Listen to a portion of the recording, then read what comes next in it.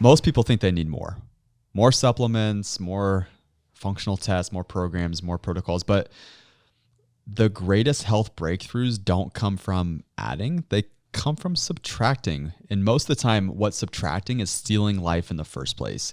And you don't have to be wealthy to get healthy either. This is a very common misnomer. You need clarity on what to subtract. You need clarity on what to remove. Some of the best doctors are those who can identify what needs removed in your life, not what needs added to your life. What if the breakthrough that you're praying for doesn't come from adding something? What if it actually comes from something you remove? That's one of the questions that always has to be asked when you want change. Do I need to start doing something or stop doing something? And this show is really in response to a comment that we get on repeat. And that is that there's an underlying belief that to be healthy is for the wealthy, that this is a privileged journey to step outside of insurance covered care.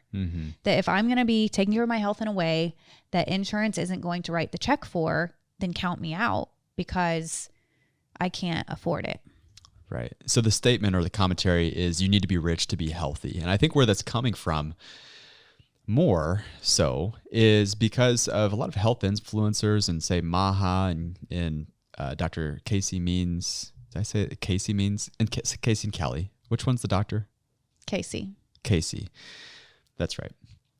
And they hear the term functional medicine or functional, you don't hear functional healthcare as much, but the functional medicine and Mark Hyman and functional health, the testing, and they start looking into it and they're getting curious. They want that. Yeah, I want that. Root cause medicine, that's right. the terminology that they're hearing as they look into it and they're like, holy crap, $2,000 for a test?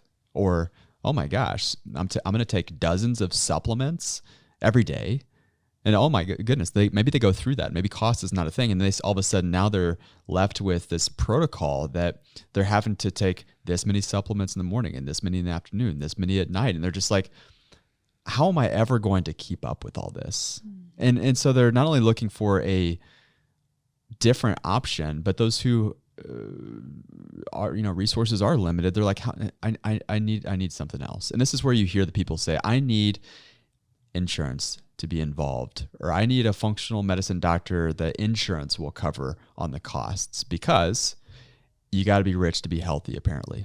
Well, yes. And I've had people tell me, I'd be healthy too if I could afford. If I could afford the testing, if I could afford the detox or the expensive groceries or, you name it. They think that there is a barrier to living more naturally. Right. When in reality, the most important things that you can do for your health actually cost nothing.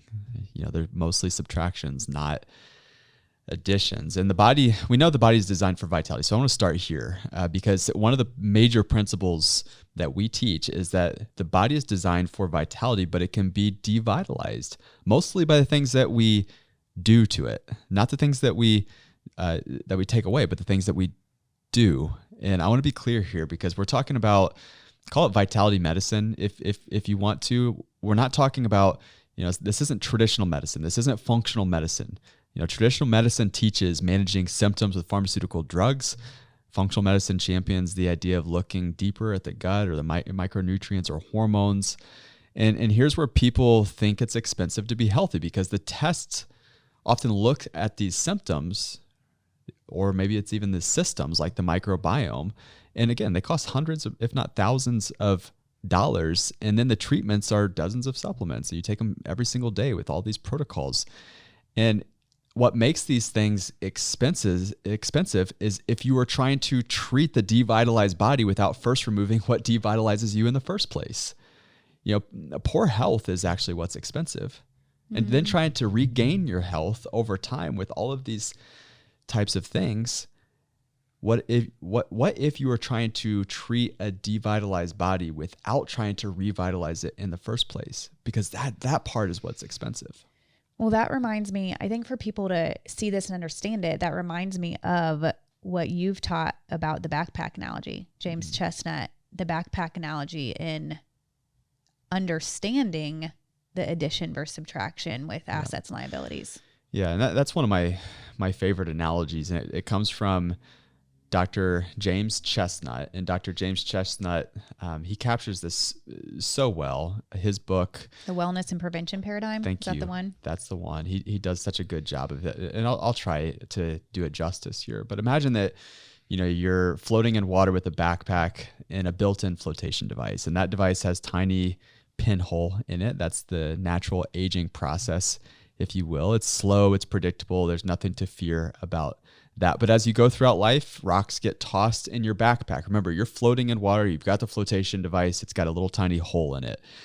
Those rocks represent the stressors or the causes of interference to your nervous system. So think about like loss of or lack of peace in your life, or toxins, or poor sleep, or the food dyes, or the rancid oils, the grain-fed beef, or farm-raised salmon, and spinal stress, and traumas, and sedentary lifestyle. Pharmaceutical drugs, fear, injections.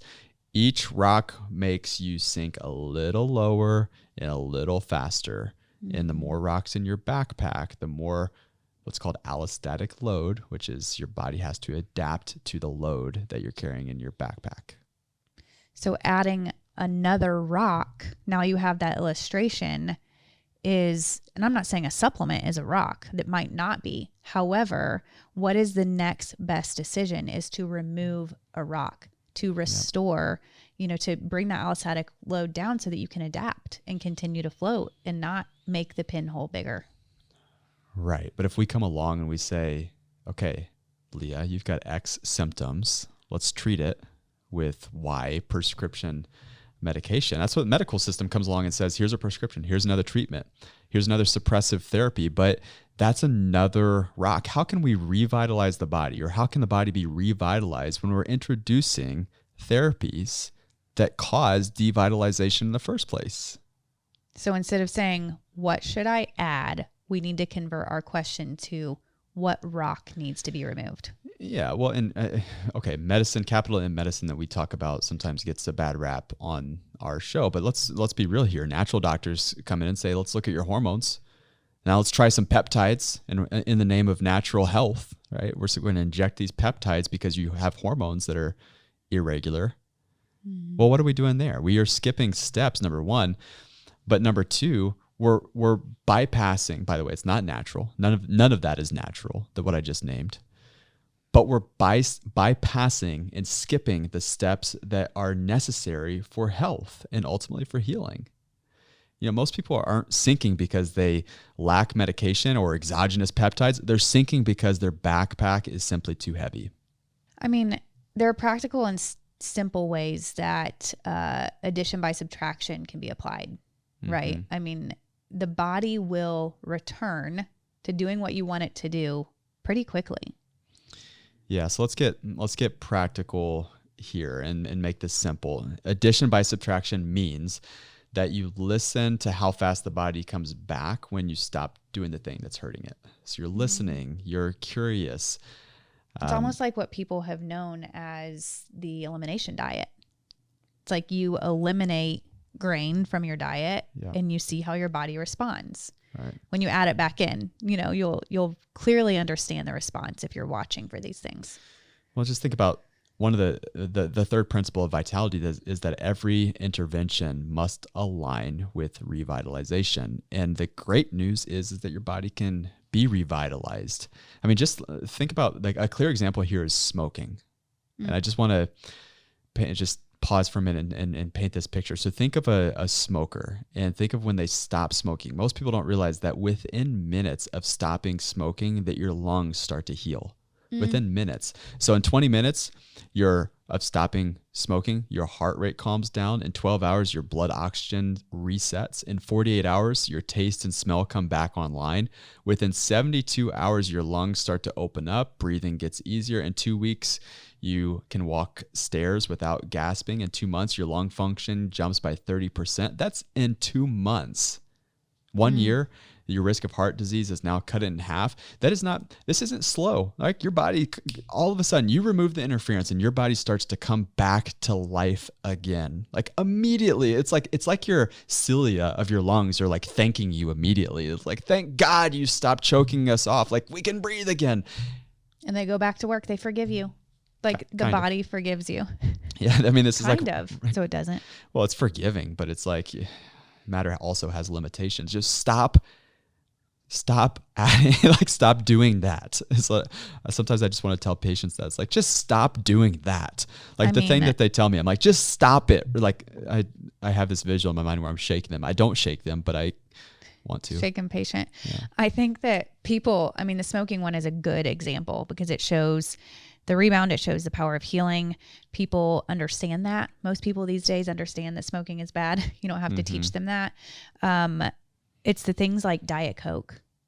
People will not let go. Like, it's my one vice. Right. And it's like, but you're on a constant drip, like a constant onslaught on your systems. It's not just the sugar. It's like your system. Can I speak to the men right now? I'm going to speak to the men. Why do you need a vice? Well, who told you that was necessary? I have to have a vice. It's my one thing. Like, do you realize you sound like Homer Simpson right now? That you sound ridiculous, that you're a man saying, I need this, like just stop it, grow up. Like I have this conversations with my children. Why, dude, be a man. You don't need a vice. You don't need sugar. You don't need caffeine. You don't need the Diet Coke. I'm a trucker and I need to stay awake. Figure it out, dude. Just black coffee if you need to. You don't necessarily have to have a vice. And what if some of those vices are opening doors to other things in your life that you shouldn't have access to? Like, I need a vice. You're also probably going to need other things along the way. What? Hormone replacement therapy, TRT, testosterone boost over time?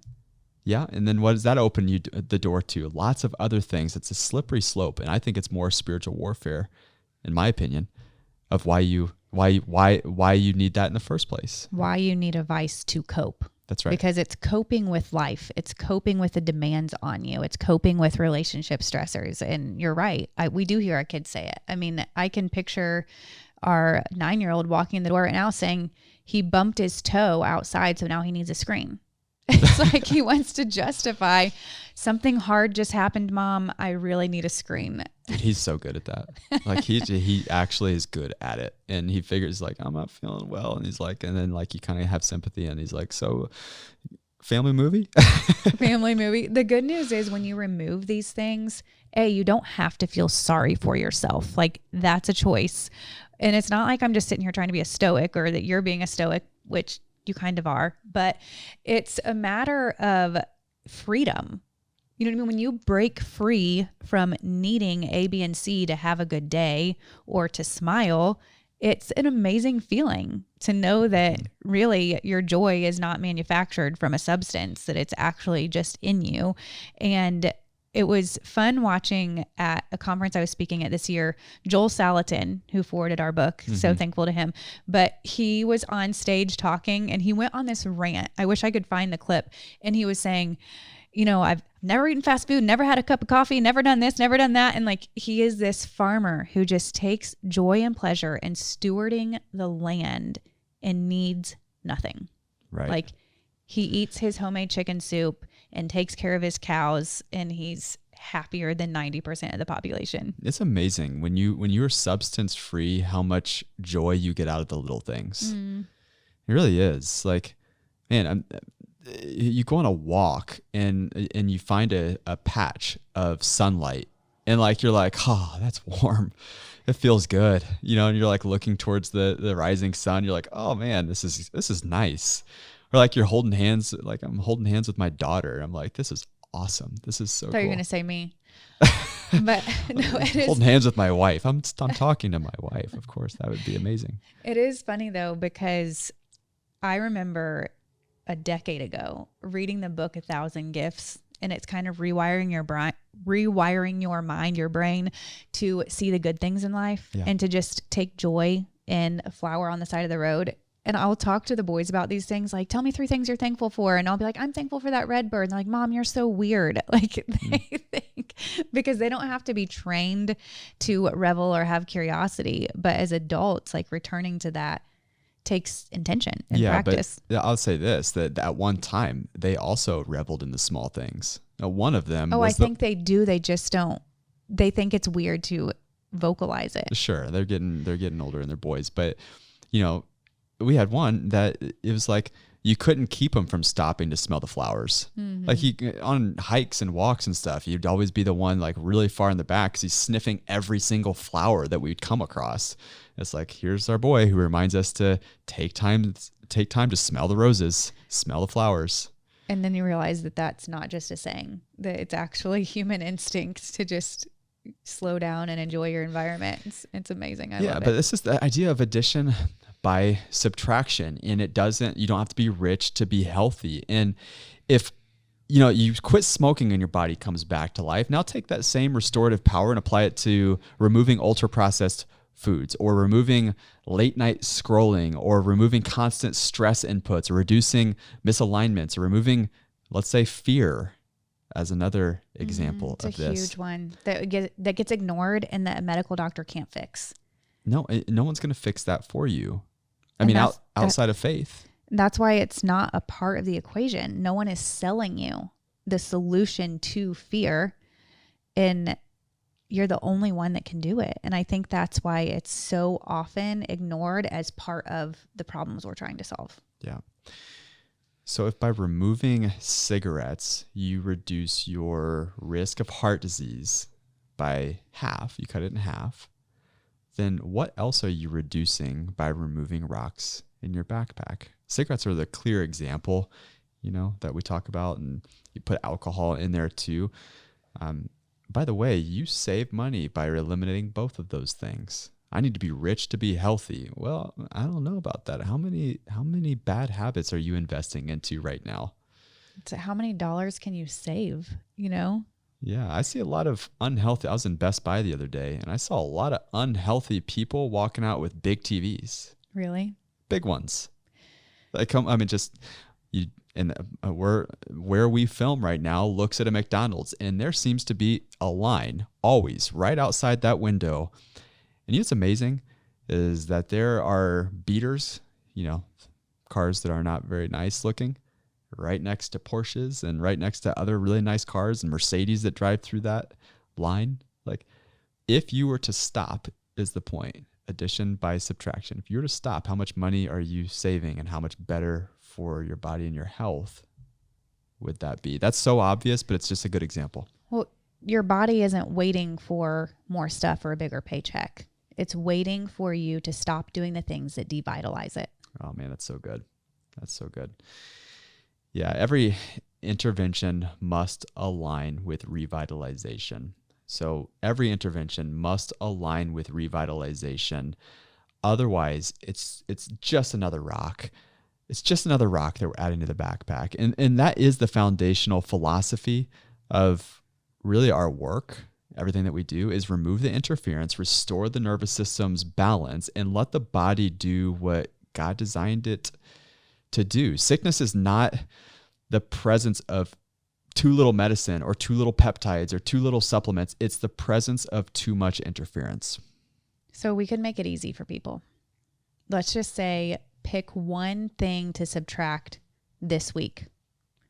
Just one. I mean, so what are some ideas? What can people subtract to remove a rock?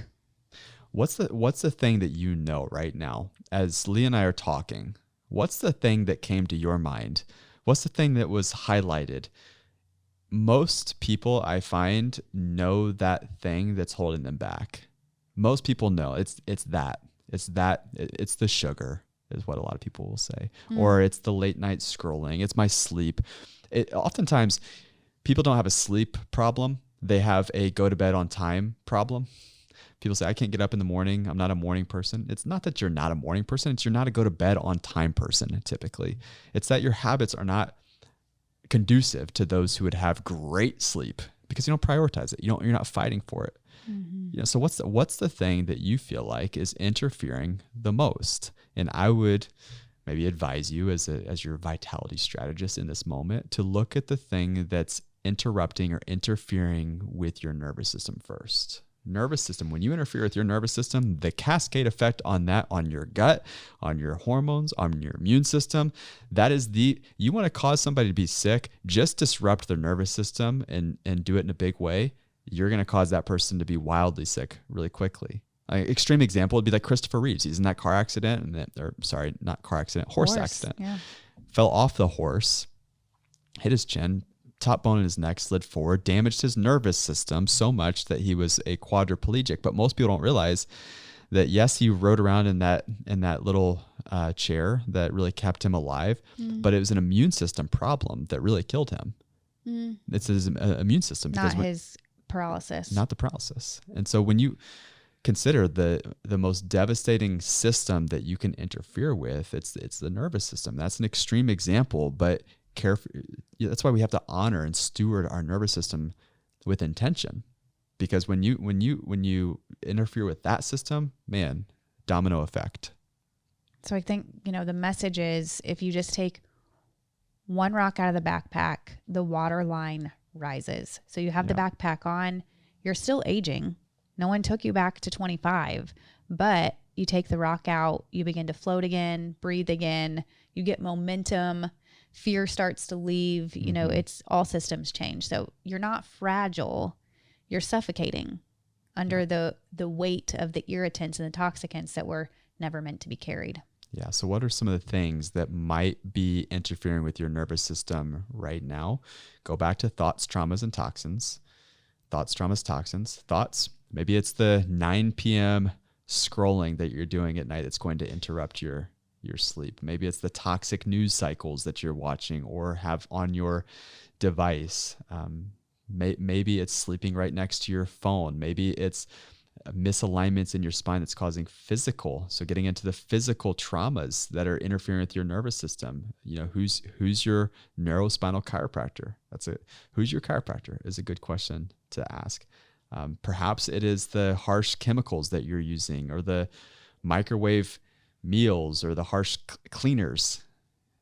These are things that are toxic, that are poisonous, that, part of the 3 T's that disrupt your nervous system. These are some of the little things that I don't see as little, being a nerve system doctor, that makes such a big difference. That's the key. People sometimes think it can't be that simple. You have a headache, drink a glass of water. It can't be that simple. And trust me, I know it's not always that simple, but we have to at least give our body what it needs. Yeah. Give it the peace it needs, give it the hydration it needs, give it the nutrients it needs. And sometimes it can be simple, and we at least have to do the essentials to understand if a deeper dive needs to happen. Yeah. So health is simple. Disease and sickness becomes complicated. Health is simple. So when your body is devitalized and you're trying to revitalize it, and the steps that it takes to heal, and the system-wide steps that it needs to heal, that's when, that it's not tricky, but you need oftentimes help. That's why we exist. That's why we're here. But health is not. It's the addition by subtraction principles. That's how you get vital. That's how you maintain health. That's how you raise vital children, is addition by subtraction. Look at the things that are interfering, remove those interferences, and let the body restore life. Just like it restores life in the lungs when you quit smoking, it's restoring life inside of your body, life inside of your microbiome, life inside of your nervous system. Your mitochondria is getting a boost. And remember, your body's not fragile. So if you recognize that your body's not fragile, and that it's probably suffocating under weight that's not supposed to be carried, the backpack analogy, then you recognize that, okay, my body's strong, it can be resilient, it can be built up, just like a muscle. When I do bicep curls, I can grow the muscle of resilience inside of my body. But that all happens through the nervous system. And the best part is there's freedom in that, because this is available. This approach is available to anyone. You don't need to be wealthy. You don't need to be wealthy to experience the benefits. Just start removing the weight. Yeah, and you don't need to chase health. You just don't. You don't need to chase this. This is not something that you have to break the bank to be healthy. Now, if you are chronically sick and you're struggling with your health, listen, you're going to have to find a practitioner who can help you and walk you through this in the stepwise approach. The nervous system can't be skipped. I want to be clear. You can't skip that part. You can't go chasing hormones with peptides. It won't work. You can do that, and you might get some effects of that, but long-term health restoration, yeah, it's going to seem really expensive because you're chasing your tail and skipping steps. That's when it gets expensive, because you're treating or managing systems and symptoms with all of these extras. That's when it gets really, really costly, and really there's never an end game. I mean, it's a never-ending game, so there's never an end result of that. That's why it's so important to know the vision and which path you're choosing, because we have to know, are we stepping down a path that gets us where we want to go in the long term, not just to hijack or manipulate in the short term. So what's the rock that you're going to remove this week? That's the question. What's the thing that you're going to do not tomorrow? What's the thing that you're going to do right now? How are you repositioning your mind for success in this area? And you might have something in mind right now. And if that something in your mind right now creates, I don't want to say the pucker effect, but you know that what I mean when I say the pucker effect. It's the, oh boy, you know, it's that, it's that moment that you're like, oh man, I can't do that. That's going to be hard. That's probably the thing to really dig deep on. That's probably the thing to explore. That's probably the thing to get curious about and explore. Why is that causing such discomfort? It's because it's probably the thing that you need to do. That's good. I think physicians are more comfortable talking about these things than others. You're saying the pucker effect. You know, yes. You hate when I say that. That's okay. That's okay. It's the thing that you're like, oh man, it's just making me nervous though. That's the point. Nervous. Got it. Moving on. That's great. All right. So what's the thing you're going to remove this week? Identify that, become clear on that. Remember, your convictions supersede your commitments. So you got to be convicted on this thing. So your commitments have to be stronger than your current feeling, and your conviction about your commitments have to be even stronger. So are you convicted about closing that door is the point. When you're convicted about closing that door, you can be committed to following through. And then that supersedes your current feeling, because guess what? Sugar will always win the day. If that feeling, that thing that you are saying, hey, I got to have this because it's my vice, it's always going to win, because you're not committed and you're not convicted. So what are you committed to? And then can you actually be convicted with following through? That's the key.